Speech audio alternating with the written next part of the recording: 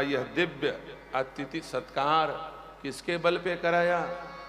किसी नेता पनेता से सिफारिश लगा के करवाया? जो सम्मान इस ब्राह्मण देवता का आज हुआ, सच बताओ किसके बल पर हुआ? याद रखना प्यारे, ये अपबल के बल से नहीं हुआ, यह तप बल के बल से हुआ है। ब्राह्मण अपने तपस्या से जगत को नहीं, जगतपति को भी अपना अधीन कर सकता है, लेकिन वह ब्राह्मण तपस्वी होना चाहिए।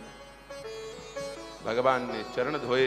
सुना है जब भगवान द्वारिकाधीश की पत्नियों ने 16,108 की संख्या में आगे उपस्थित हो गई, सब एक एक लोटा जल लेके आ गई, सब चरण धोने चली।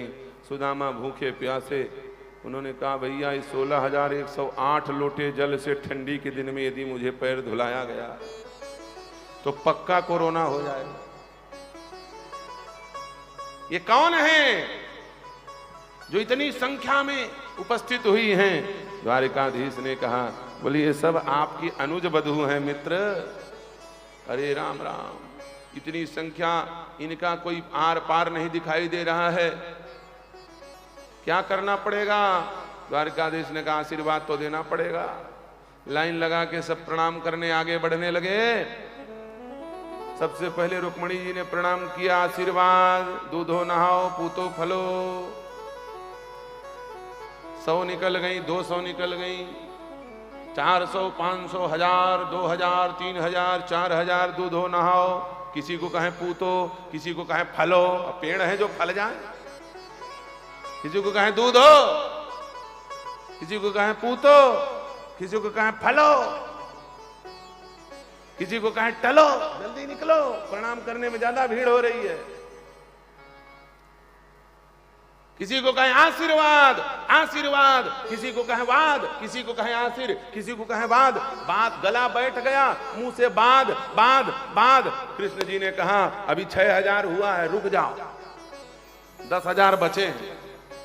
6000 में बाद बाद कर रहे हो, 16,000 में इलाहाबाद पहुंच जाओगे, इसलिए बाद बाद मत करो।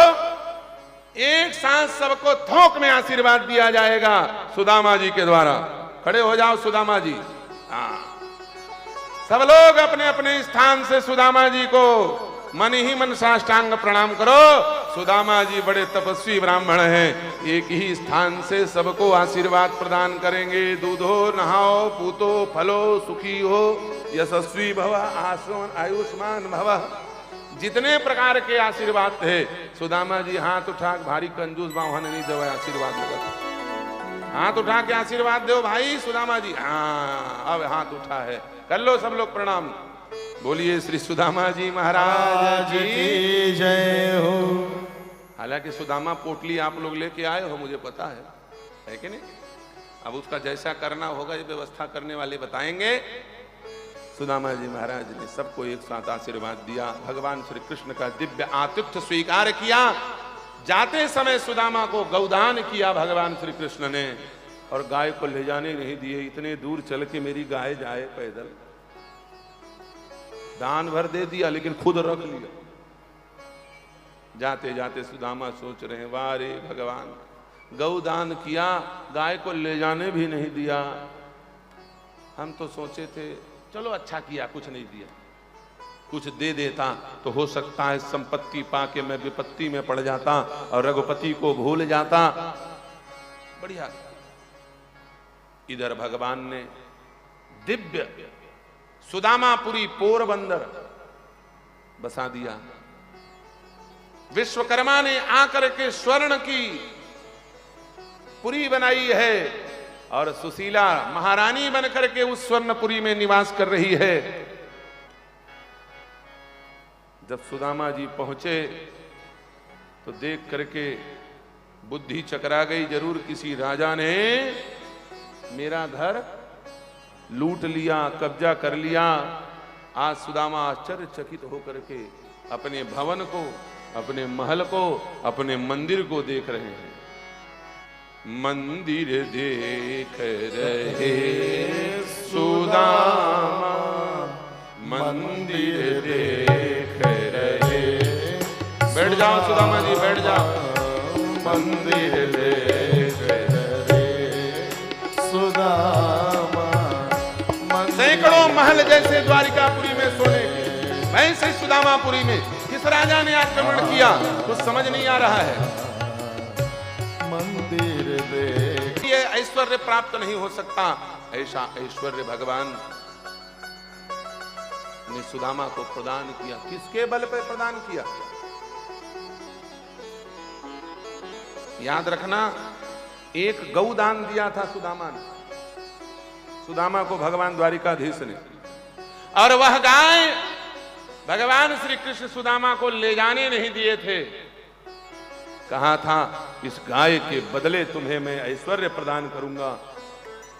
कई लोग कहते चावल के बदले भगवान ने ऐश्वर्य प्रदान किया। अरे चावल के बदले नहीं, चावल के बदले पैसा मिलता है। भगवान ने सुदामा को जो गौदान किया था, एक गाय के मूल्य के बदले त्रैलोक्य का सुख प्रदान कर दिया। इतनी महिमा है गौ माता की, सोच लो।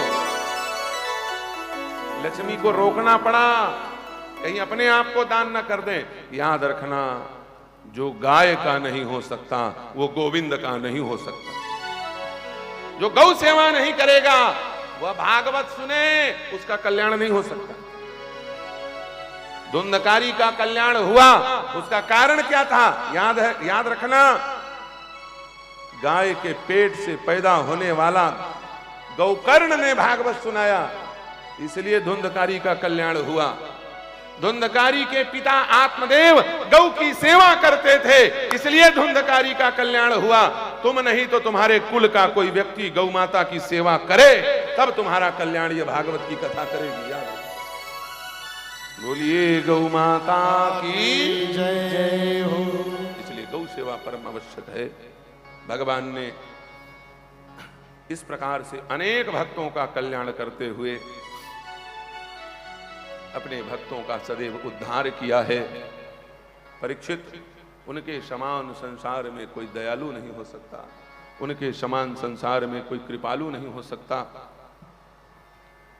इसके पश्चात आगे की कथा में